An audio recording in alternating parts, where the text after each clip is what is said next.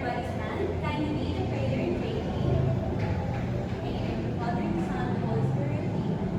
Our Father, who art in heaven, hallowed be thy name. Thy kingdom come, thy will be done on earth as it is in heaven.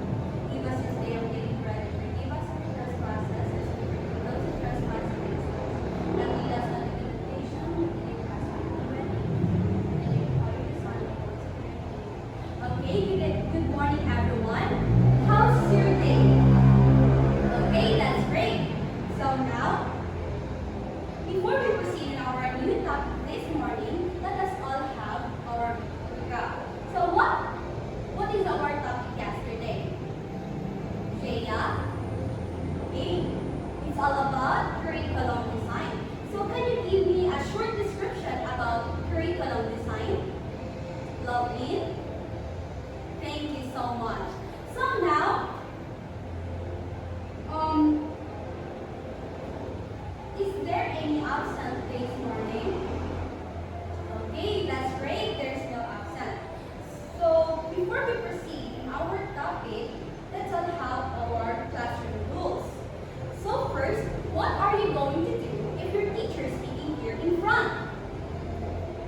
Yes, listen attentively. So how about if your teacher will give you an activity? Very good. You should participate actively. And how about if you want to answer your teacher's question? That's right. So you are going to raise your right hand and answer if you want to answer. So I hope that these classroom agreements or classroom rules will follow so that for us to have a smooth and productive class this morning. So, I am here in video. So all you have to do is to watch this short clip and answer my follow-up question. Okay. So, thank you. So what kind of mindset or skills do you think are essential to thrive in the future? Shane? Okay, thank you so much, Shane. So now, before we proceed on our new topic this morning, let us all have our objectives. So our objectives, after completing this lesson, the students can identify and explain Gardner's 5 minds for the future, and also reflect on how each mind applies to personal growth and societal progress, and create a personal action plan to strengthen at least 2 of the minds. So, who is Howard Gardner's?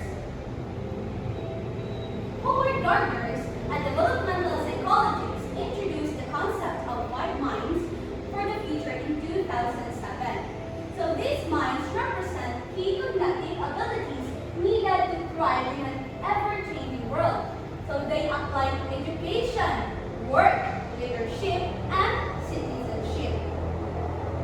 So the first one of the 5 minds of Howard Gardner's, the disciplined mind. So disciplined mind, it makes use of the ways of thinking necessary for major scholarly work and profession. So it uses mastery of at least one way of thinking, math, science, or another profession. So example, a doctor continually updates knowledge in medicine and follows strict diagnostic thinking and methodology. So the key trait is focused study, long-term practice, and expertise in one domain. So the next mind is the synthesizing mind. So when we say synthesizing mind, it selects crucial information from the voluminous amounts available, processing such information in ways that make sense to self and others. So it integrates information from different sources to make sense of complex issues. So example, a journalist combines facts, interviews, and research to create a compelling, understandable news article. So the key traits is pattern recognition, organization of data, and meaning making. So the next mind is the creating mind. So it goes beyond existing knowledge, poses new questions, and offers new solutions. So it breaks new ground with fresh ideas, asking questions that lead to innovation. So example, it is an inventor develops a new type of eco-friendly packaging to reduce waste. So the key traits here is curiosity, risk-taking, and innovation. So the next one is the respectful mind.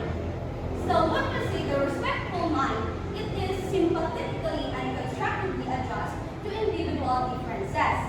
So it welcomes diversity, respects differences, and works well with others. So example here, a teacher builds inclusive classrooms by respecting students' different cultural backgrounds on learning styles. So the key traits here is empathy, active listening, and creativity or the cultural sensitivity.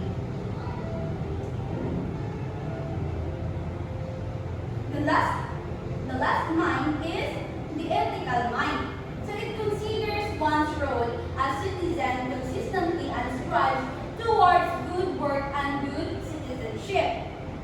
So it acts responsibly and morally, understanding one's role as a citizen and professional. So the example here, a business leader makes decisions that benefits not just profit, but also employees and communities and also the environment. So the key traits here is integrity, fairness, and social responsibility. So the disciplined mind, the core idea of the disciplined mind is mastery in one area. Synthesizing mind is combine information meaningfully. Creating mind, innovate and imagine. Respectful mind, value and work with differences. And ethical mind, act with integrity and global concern. So, since you are now enlightened and we are done in our discussions, so I have here a questions. So first, which of the 5 minds do you feel you developed the most? Kim? Thank you so much, Kim. Next is, how do these minds align with the challenges of the 21st century? Yes, Nafisa? Thank you, Nafisa. And the last one, Jomar, please answer me. How might this be used to solve real-world problems? Okay, thank you so much. Please clap your hands for yourselves. So next is, are you ready for our next activity? Okay, so for our activity here is My Mind in Action Plan. So directions. So you are going to identify which minds you have already demonstrated and choose 2 minds to develop further. And write the specific actions you may take, and the worksheets is provided for you to write your answers. So I have here the worksheets, and these worksheets also have a rubrics. So all you have to do is to fill up the blanks of it, and the rubrics are provided here. So, are you done? Okay. So now, since you are all done, let's move on our evaluation. Okay, so please prepare one worksheet of paper. So read and analyze. Write the letter of your correct answer. What does the discipline mind focus on? A. Creating new inventions. B. Processes gathering information randomly. Applying ways of thinking required for scholarly work and profession. D. Ignoring academic learning. Number 2. Who benefits most from using the respectful mind? A.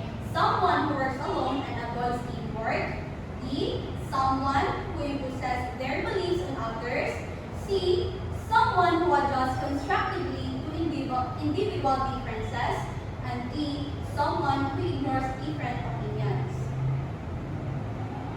Number 3. So what is the synthesized visualizing mind important in today's information-rich world? A. It memorizes all available data. B. It ignores unnecessary information. Letter C. It selects and processes crucial information to make sense to self and others. Letter D. It creates fictional stories. Number 4. Where can the creative mind be especially valuable? A. In repetitive factory work.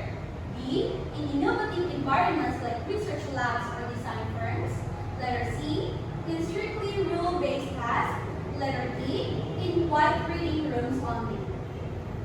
Are you done? Okay, let's move on to the last number. How does the ethical mind contribute to society? A. By promoting selfish goals. Letter B. By focusing only on personal gain. Letter C. By striving toward both good work and good citizenship. Letter D. By ignoring rules and responsibilities. Okay, are you done? So pass your papers here in front.